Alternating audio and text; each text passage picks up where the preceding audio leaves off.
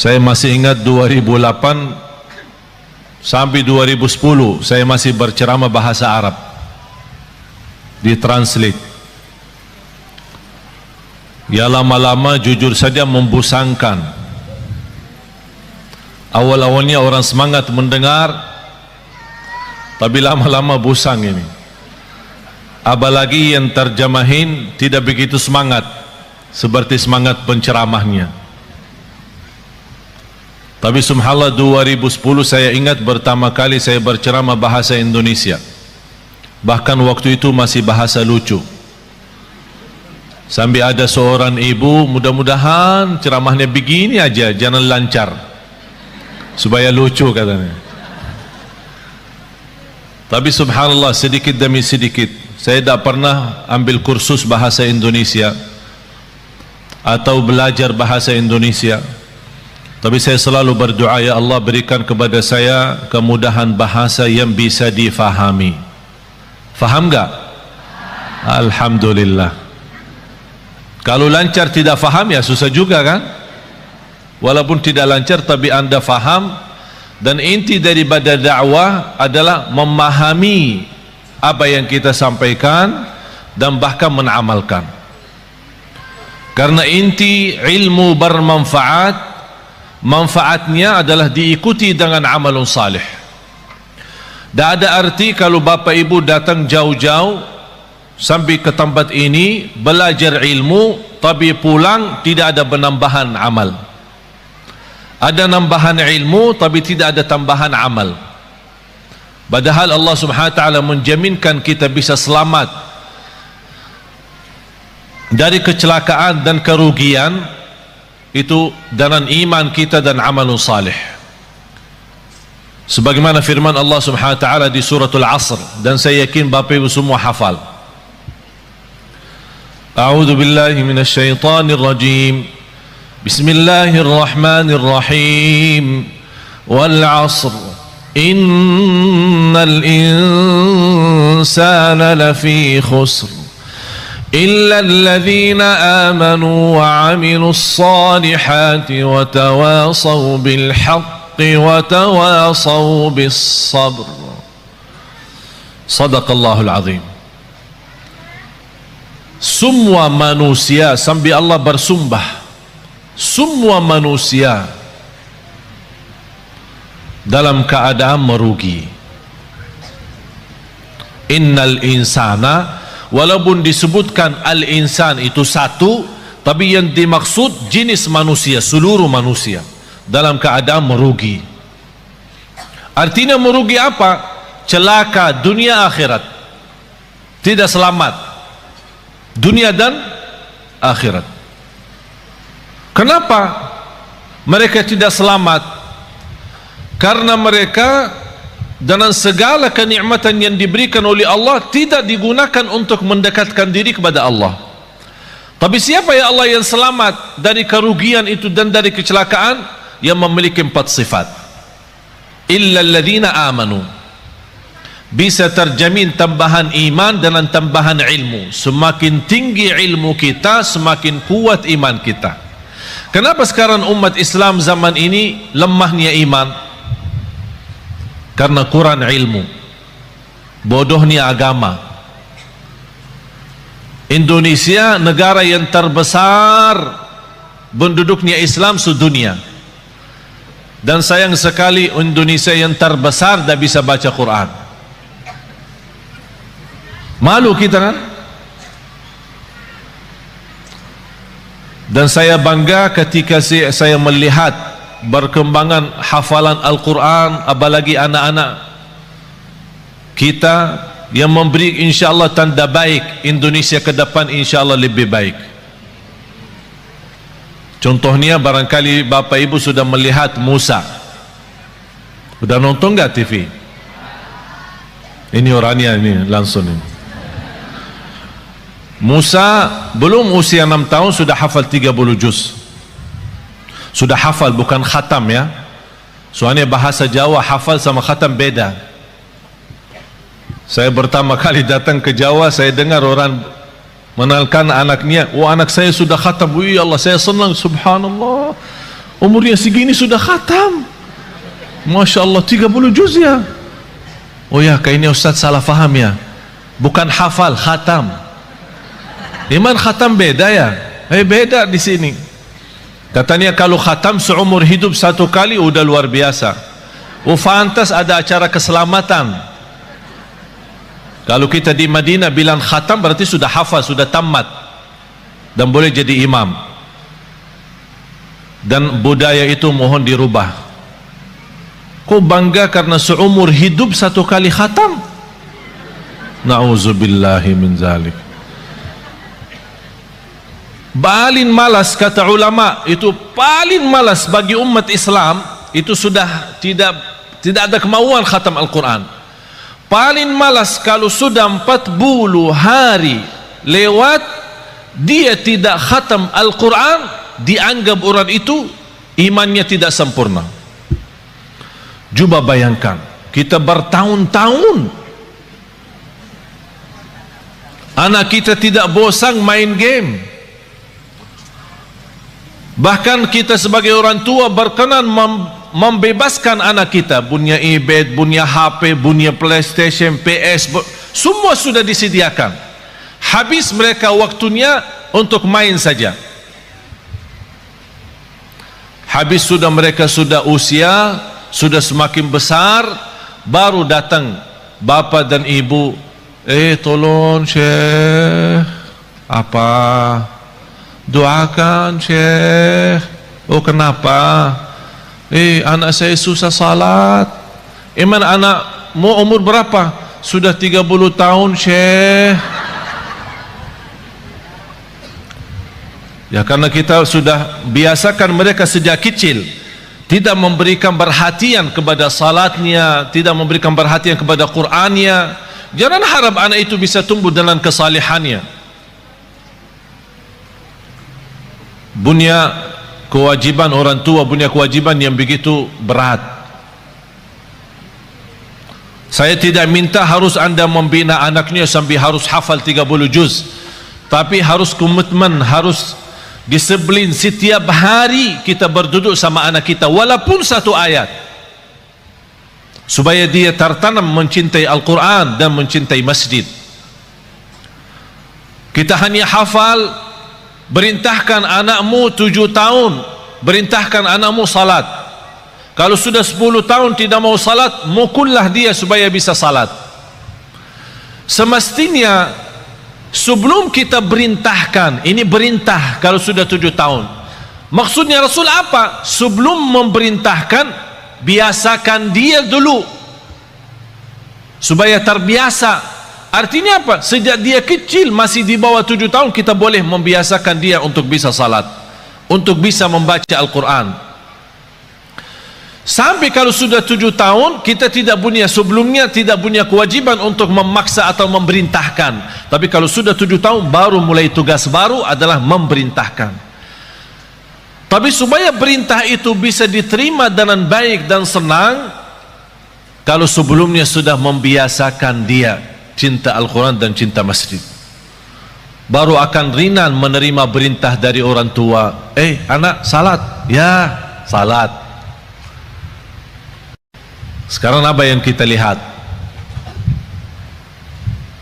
Apalagi kalau kita perhatiin masjid-masjid, yang paling ramai di masjid itu sudah bapak-bapak, sudah tua, mengharapkan husnul khatimah. Langkah-langkahnya aja susah berjalan, pelan-pelan aja ke masjid. Ditanya, Pak, anaknya mana? Oh, dia di rumah lagi tidur. Tapi coba bayangkan kalau jam sekolah, Pak, anaknya di mana? Oh, lagi sekolah. Karena kita membiasakan kalau bangunin dia subuh, ketika salat subuh tidak begitu kita menaturkan dan komitmen supaya dia bisa menjaga salat subuh, apalagi di masjid. Ayo nak, bangun nak, sudah azan nak. Ya, kedinginan, nantuk. Oh nantuk ya, ya udahlah. Malah ditutupin selimutnya lagi. Pas jam sekolah jam 7, bangunin lagi. Ayo nak, bangun. Masih nantuk. bangun sekolah. Marah sekali. Upas sekolahnya marah.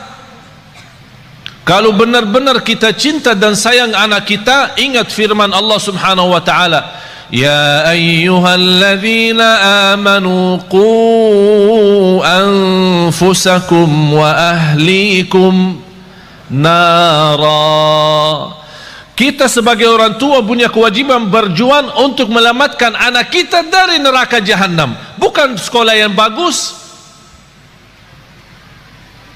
Apa artinya sekolah tinggi, kuliah yang terbagus, bahkan bisa keluar negeri, tapi na'udzubillah di akhirat masuk neraka? Apa itu berjuangan?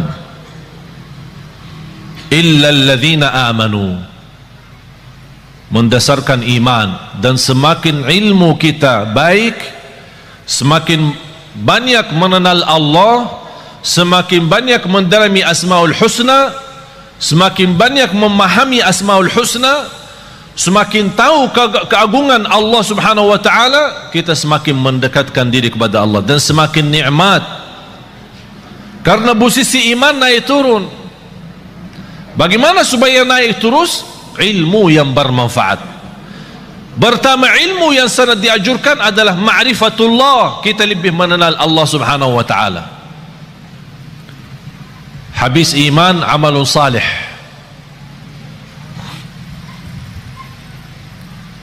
Dan amal salih itu kalau tambah iman tidak ada arti.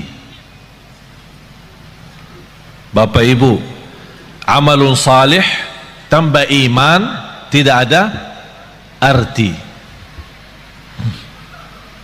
Ada enggak orang kafir dermawan? Ada. Terus masuk surga? Kenapa? Dia baik, dermawan, suka bantu yatim, padahal dia non muslim. Bantu yatim, bahkan bisa salurkan uang bangun masjid. Tapi amalan itu tidak ada arti amal salih dan kebaikan karena tambah iman, tidak ada iman. Tapi karena Allah adil, tidak ada balasan baginya di akhirat, tapi tetap karena adilnya Allah, Allah balas kebaikannya di dunia. Biarpun dia orang kafir, dia berbuat baik, Allah balas kebaikannya. Sehat, sukses usahanya, lancar, dan adil Allah SWT. Tapi bagi orang beriman, Allah berikan 2 kali, di dunia dan di akhirat. Itulah kelebihannya iman. Oleh karena itu kalau kita membaca Al-Quran, selalu amal salih terlibat dengan iman. Amanu wa amilu, amanu wa amilu. Kalau tidak ada iman, tidak ada arti amal salih. Dan amal itu harus salih, bukan semua amal. Ada orang mewakafkan tanpa jualan minuman keras lillahi ta'ala. Amal kan? Saya nawaitu beramal. Oleh karena itu tidak boleh dinamakan amal jariyah, tapi dinamakan sedekah jariyah. Karena amal jariyah, amal yang dimaksud macam-macam, ada yang baik, ada yang buruk. Wa amilus salihat. Bapak Ibu, di antara amal salih yang sangat berguna bagi kita hidup maupun mati adalah sedekah. Terjamin berkah harta karena sedekah. Semakin banyak harta kita, semakin sedekah banyak, semakin berkah. Istilah berkah bukan artinya harta kita banyak. Walaupun harta kita sedikit, tapi karena sudah di dalamnya ada kata berkah, harta yang sedikit itu sangat berguna untuk kebutuhan kita. Ada orang kaya raya saya kenal tapi stres. Kaya raya, punya pesawat pribadi, rumahnya di mana-mana. Pas ketemu sama saya, pas isi acara di rumahnya, habis mulai tamu keluar, dia ajak saya ke dalam. Saya mau ngobrol sama saya. Pas begitu masuk, ada kantor pribadi beliau di dalam rumahnya. Begitu tutup pintu, malah dia peluk saya dan menangis. Pak, kenapa menangis? Takut. Apaan takut? Takut kehilangan harta itu. Takut miskin, takut sakit, takut celaka. Hartanya bisa sampai 7 turunan belum tentu habis, triliunan, tapi takut. Oleh karena itu Bapak Ibu, hidup sederhana apa adanya jauh lebih nikmat daripada berlebih-lebihan. Oleh karena itu orang yang salih, salah satu tanda kesalihannya, harta yang dia sedekahkan jauh lebih banyak daripada yang dia simpan. Tapi dasar itu bisa menjadi ringan, sedekah lebih banyak daripada yang kita simpan, adalah iman yang kuat. Tapi kalau imannya lemah, mana bisa? Saat bersedekah dia hitung-hitungan. Kalau diajak rame kumpulin sedekahnya, dia buka dompetnya, ada isinya 1.000, 10.000, ada 100.000. Yang keluarin yang mana? Tidak apa-apa, jujur saja, tidak apa-apa. Katanya walaupun sedikit tapi ikhlas. Salah tuh. Itu dulu, masa dulu. Sekarang rubah perkataannya, lebih baik banyak tapi ikhlas daripada sedikit tidak ikhlas. Harus banyak. Bapak Ibu, saya ceritakan sesuatu, tapi bukan, insya Allah bukan riak. Seumur hidup saya sampai titik ini, saya tidak pernah zakat mal. Heran ya, kok bingung Ustaz tidak zakat sih? Kita diajurkan suruh zakat, kok Ustaz tidak zakat? Seumur hidup sampai titik ini saya tidak pernah mengeluarkan zakat setiap tahun. Kenapa? Karena saya tidak suka simpan duit. Kalau tidak ada duit, bagaimana ada zakat? Ada zakat kalau ada nisab, kan? Ada nisab, ada haul. Kalau tidak ada nisabnya, mana boleh zakat? Dan aku heran terhadap seorang yang Allah berikan kelebihan rezeki, tapi saat dia berzakat dan sedekah itu sepertinya merasa takut kembali miskin. Wallahi, hidup miskin di dunia lebih baik daripada hidup miskin di akhirat. Kenapa? Karena hidup miskin di dunia seberapa lama pun tetap namanya sebentar. Tapi kalau di akhirat, kaya selama-lamanya atau miskin selama-lamanya, tidak ada batas. Oleh karena itu bahagia seorang yang saat dia bersedekah, dia sudah ingat, saya lagi isi tabungan akhirat saya, supaya nanti kalau saya hadap Allah hari kiamat, rekening akhirat saya masih banyak. Subhanallah, luar biasa. Oleh karena itu sedekah termasuk salah satu amalan yang sangat berguna bagi orang yang hidup maupun mati. Sampai ada sahabat, ya Rasulullah, ibu saya meninggal, apa yang harus saya bisa berikan kepada ibu yang berguna, padahal ibu saya sudah meninggal? Kata Rasulullah, bersedekah. Bahkan Bapak Ibu tolong simpan surah Al-Munafiqun, surah 63 ayat 10. Surah 63, tolong simpan ya, ingat ya, jangan lupa. Surah 63 ayat 10. Allah jelaskan di ayat itu apa keinginan orang yang sudah mati.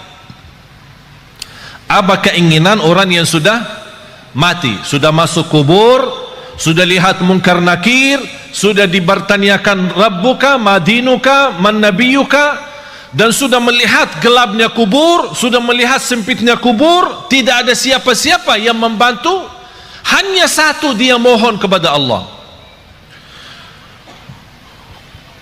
وَأَنْفِقُوا مِمَّا رَزَقْنَاكُمْ مِنْ قَبْلِ أَنْ يَأْتِيَ أَحَدَكُمُ الْمَوْتُ فيقول رب لولا أخرتني إلى أجل قريب فأصدق وأكن من الصالحين. Ketika manusia menghadapi kematian dan bisa menyebutkan keinginannya dan cita-citanya, ya Allah, tundalah kematianku, ya Allah, kembalikanlah aku dari kubur supaya aku bisa bersedekah kembali.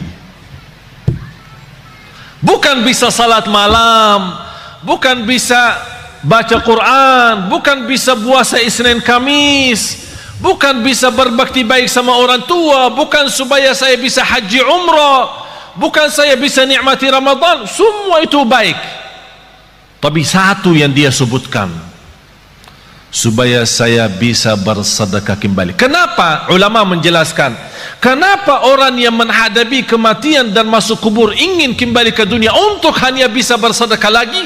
Karena dia sudah lihat begitu dahsyat pahala sedekah yang telah dia berikan. Oleh karena itu dia mengharap, ya Allah, kalau memang begini, tolong kembali lagi ke dunia, tundalah kematianku supaya harta yang saya masih simpan bisa saya habiskan di jalanmu. Allahu Akbar. Sedekah itu luar biasa. Bahkan saking indahnya sedekah itu, Allah berikan satu pintu khusus namanya babus sedekah di surga.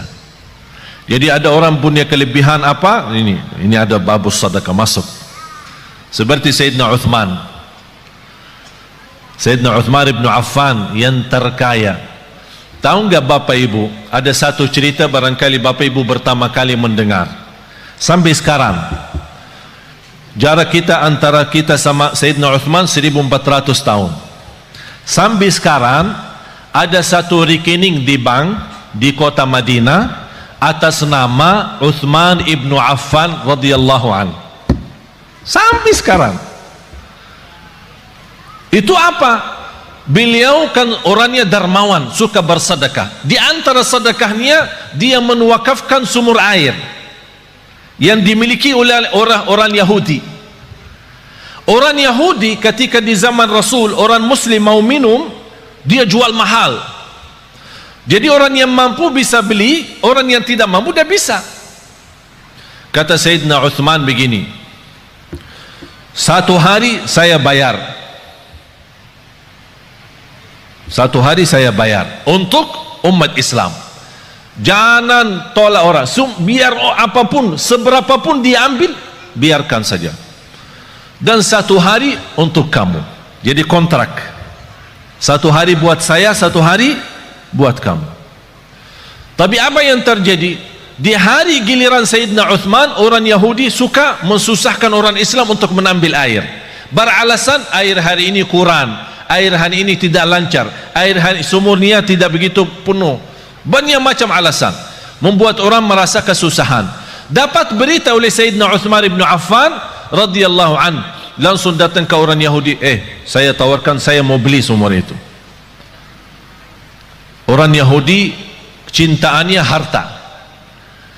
Dia berkata, kalau berani ya saya bayar, saya jual mahal banget. Tapi karena Sayyidina Uthman radhiyallahu anhu tidak pernah menghitung-hitungan kalau saat di jalan Allah, berapapun harta, berapapun biayanya, saya yang beli. Begitu sudah jadi membeli sumur air itu, kata Sayyidina Uthman, ya Rabbi, saksikan sumur ini wakaf lillahi ta'ala sampai hari kiamat.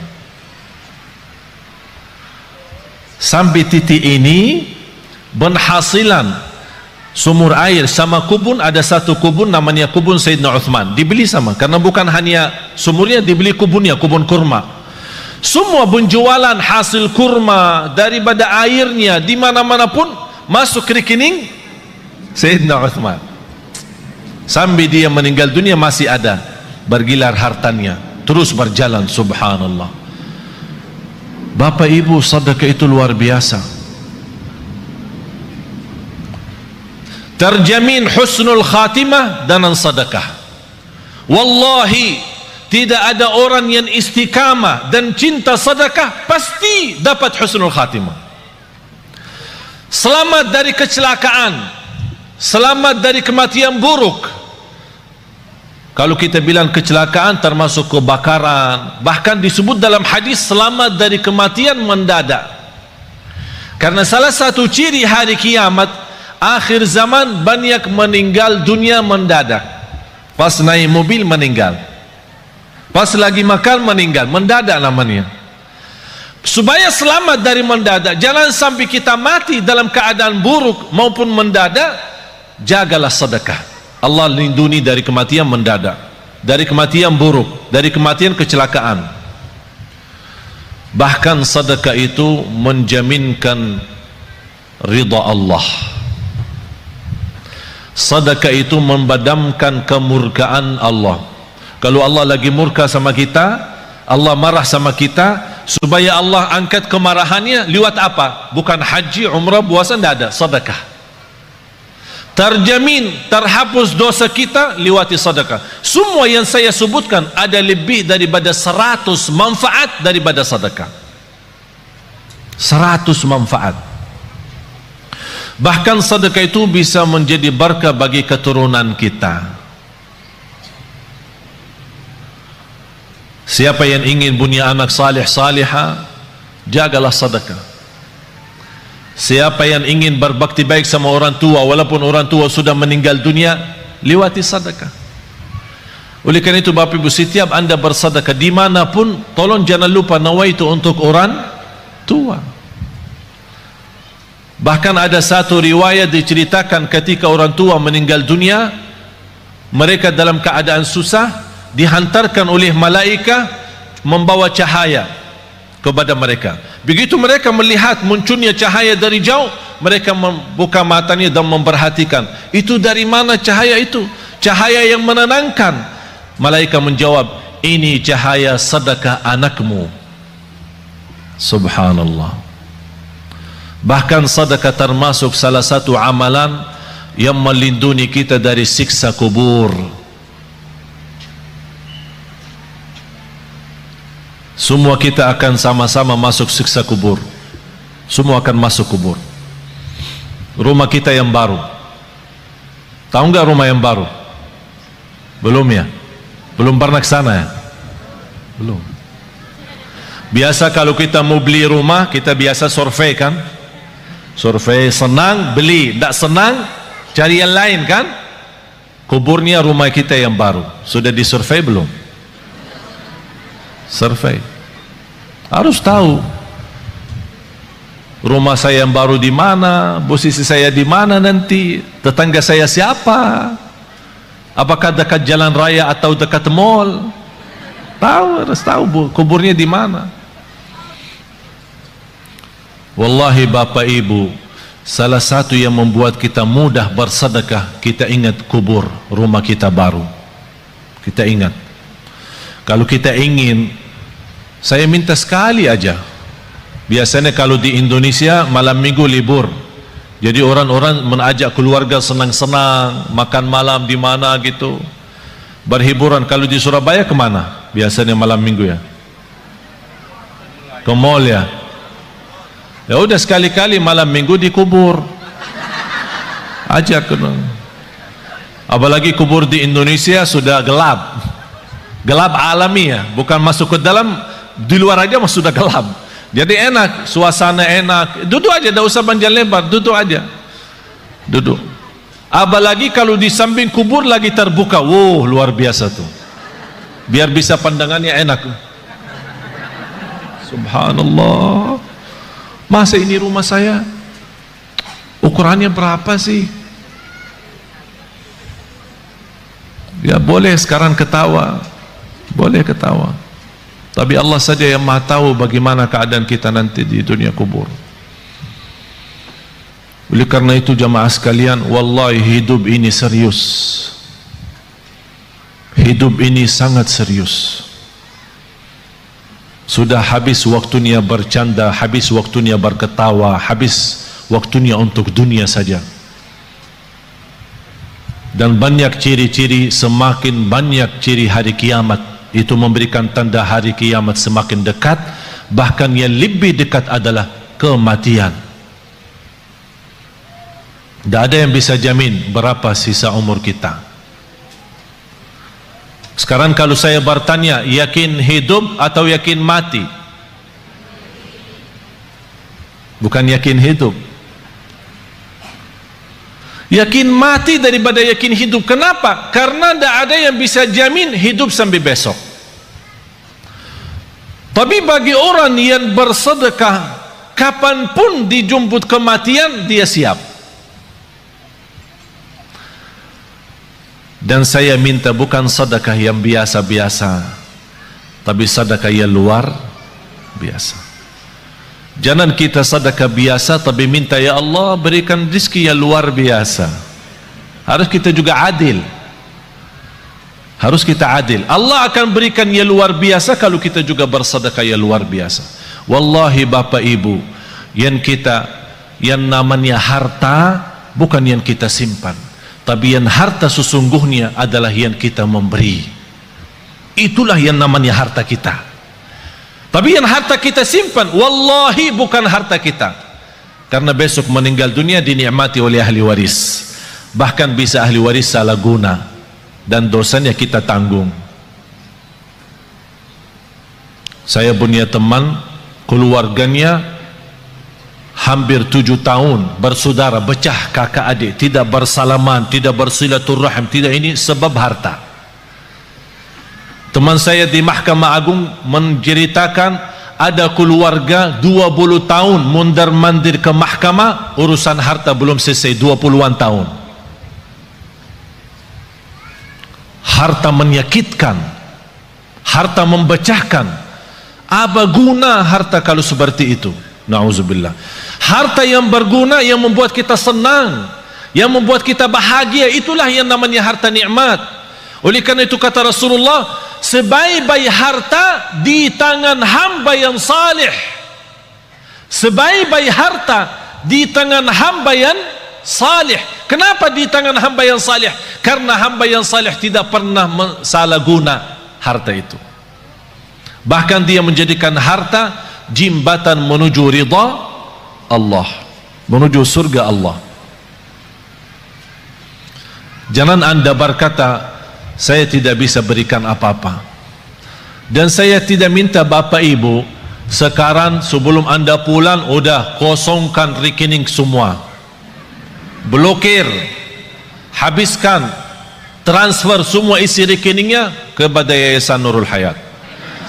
Saya tidak minta anda sekarang buka tasnya, habiskan semua yang ada isinya.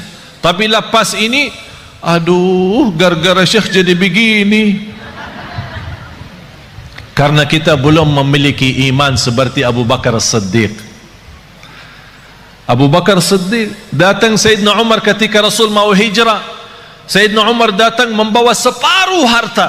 Sayyidina Umar waktu itu cukup kaya, separuh. Jadi kalau punya 2 rumah, ikhlas 1 rumah. Kalau punya 2 mobil, ikhlas 1. Kalau punya 2 istri, ikhlas 1. Subhanallah, luar biasa. Separuh harta dia ikhlaskan. Sampai Sayyidina Umar merasa dirinya sudah begitu luar biasa berbuatan kebaikan. Barangkali tidak ada yang terbayang, siapa yang mau kurbani separuh harta? Kalau kita tabungan akhirat, tabungan rekening kita 100 juta, berani nggak 50 juta? Ya berpikir dulu, katanya. Berpikir dulu. Kalau mau masuk surga, Bu, kalau mau masuk surga mau bertanya suami dulu ya. Mau bertanya suami dulu ya. Banyak yang salah mengerti soal nafkah. Ada kewajiban nafkah dari bapa kepada istri. Ada namanya nafkah uang belanja, uang belanja rumah. Jadi apapun yang di kebutuhan rumah diserahkan bapa kepada ibu, belanja sayur, belanja makanan, pokoknya semua kebutuhan rumah. Ini namanya nafkah umum, nafkah bersama, tidak boleh disalahguna tanpa izin suami. Ada nafkah yang namanya pemberian dari suami kepada istri. Sayang, ini untukmu. Buat apa? Ya terserah. Ada orang ibu, suami saya suka kasih saya untuk pribadi setiap bulan misal 3 juta atau 2 juta. Tapi kadang-kadang saya bingung, kalau bersedekah apakah minta izin suami? Enggak. Itu namanya hakmu sendiri. Apapun digunakan tidak perlu minta izin suami. Tapi jangan uang pribadi yang diberikan oleh suami disimpan, uang belanja buat rumah disedekahin. Ditanya sama ini, kok habis makanan di rumah? Kemarin Syekh Ali ajak kita bersedekah, jadi saya salah keluarin uang belanja yang saya pakai. Itu yang harus izin suami. Bapak ibu jamaah sekalian, sedekah itu ketika Rasulullah SAW didatangi oleh Umar bin Khattab waktu hijrah, ya Rasulullah, ini separuh harta saya untuk perjalananmu hijrah ke Madinah.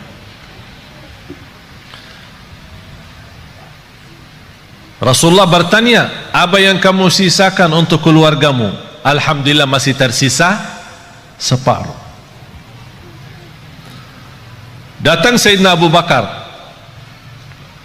dilihat sama Sayyidina Umar, berapa sih mau diberi sama Abu Bakar? Aku aja sudah separuh. Tidak terbayang apa yang akan diberi oleh Sayyidina Abu Bakar. Ya Rasulullah, ini hartaku. Apaan ini? Ini hartaku semuanya. Apa yang kamu tinggalkan untuk keluargamu? Allah. Saya tinggalkan Allah. Sayyidina Umar berkata, saya tidak akan berani lagi lawan Sayyidina Abu Bakar. Tidak bisa lagi ini. Imana Sayyidina Abu Bakar istimewa sendiri. Tapi bapak ibu jangan coba-coba ya. Datang ke Yayasan Nurul Hayat, ini harta saya semua, terus buat keluarga saya tinggalin Allah. Gila loh. Dianggap gila. Tidak wajar.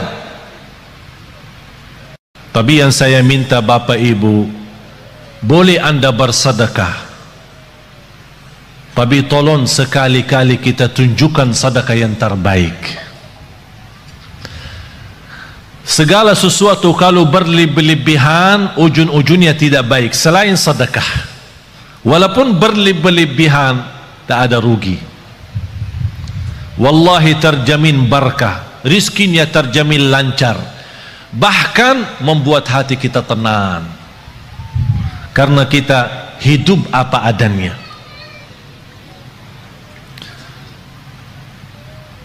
Ada satu amalan yang saya harap bapak ibu bisa amalkan. Dan sebenarnya saya selama di Indonesia, saya melihat gerakan zakat di Indonesia cukup luar biasa. Tapi kenapa semakin banyak zakat mal, tapi semakin bertambah kemiskinan? Padahal kalau kita lihat susunan rukun Islam, mulai syahadat, salat, zakat, puasa dan haji, terletak zakat di situ sebagai salah satu rukun Islam karena ujungnya untuk meningkatkan ekonomi umat. Tapi karena kita salah gunakan zakat, salah membagi zakat, menjadi akhirnya yang menerima zakat tetap menjadi tukang minta. Seperti beberapa waktu lalu di bulan puasa terjadi di Surabaya, membagi zakat 5.000. Sampai di kampung itu gesa-gesa orang, ada yang terinjak, ada yang terluka karena katanya zakat beroran 5.000. Ada di satu daerah 20.000. Ini bukan namanya zakat, dan bukan begitu ajaran Islam untuk menjalankan zakat. Saya pernah diajak sama orang kaya kepada salah satu pesantren. Dia bawa uang banyak. Bayanan saya, dia musarahkan kepada pesantren untuk kebinaan. Pas begitu sampai di sana, dia minta anak-anak santri dikumpulkan. Semuanya antri satu persatu dan dia kasih mereka 50 beroran. Habis itu dia minta sama, ya Syekh tolong ikut bantu bagi. Tidak mau saya bagi, karena bapak itu salah menjalankan zakat seperti ini. Zakat itu lebih baik kita membina seorang, 2 orang, 3 orang, tapi bina total sejak dia kecil sampai besar. Dia anak yatim sampai dia tamat sekolah, bahkan kuliah, sampai dia bisa mandiri sendiri. Itulah namanya zakat yang bisa membuat orang lain bisa hidup mandiri, bahkan besok dia bisa memberi zakat daripada menerima zakat lagi. Kalau kita kenal keluarga miskin, kita bisa memberikan modal bisnis dengan kontrol. Kita buat program dan kita tetap kontrol mereka supaya tidak salah guna modal itu. Insya Allah yang pertama menerima modal dari zakat, besok dia sukses dan maju usahanya, dia akan memberikan zakat. Sampai datang satu waktu seperti Sayyidina Umar ibn Abdul Aziz, orang bawa zakat, wahai Amirul Mukminin, kami punya uang zakat tapi tak ada yang terima. Ternyata karena semua penduduk di zaman Umar bin Abdul Aziz adalah memberi zakat, tak ada yang menerima lagi. Kenapa? Karena zakat saat itu betul-betul untuk membina, bukan hanya sebatas bagi. Oleh karena itu saya harap termasuk Yayasan Nurul Hayat, tolong difikirkan bagaimana cara orang-orang yang kita lihat dia baik, salih, salihah, tapi dibutuhkan pimpinan, dibina mereka supaya mereka bisa berusaha sendiri, berbisnis sendiri, apapun yang mereka mampu, apa itu dalam jahitannya, apakah itu dalam masakan makanan, apa itu, apa saja kemampuan mereka, kita bisa support mereka dengan modal zakat. Nanti dari situ awal-awalnya bisa 1 tahun 2 tahun dia tetap menerima, tapi besoknya insya Allah terjamin dia akan memberi. Akhirnya lama-lama semakin sedikit berkurang menerima, semakin banyak bertambah memberi. Akhirnya di situ tambah kekayaan umat dan terlihat ekonomi umat Islam semakin membaik. Itulah inti daripada zakat. Oleh karena itu jamaah sekalian, kalau anda punya uang untuk zakat, jangan dipecahkan. Misal zakat mal 5 juta, jangan kasih anak yatim 50. Bina 1 anak yatim, bina 2 anak yatim, dan dibantu insyaAllah sama Yayasan Nurul Hayat. Kira-kira dibutuhkan pembiayaan bertahun, sekolahannya, kesehatannya, pakaiannya, semua segala, belajarannya, pendidikannya. Apa yang dibutuhkan seorang anak di usia gini sampai 1 tahun, dihitungkan kira-kira biayanya berapa. Alhamdulillah terhitung kira-kira dalam 1 tahun 3 juta. Berarti uang zakat kita 6 juta bisa membina 2 orang.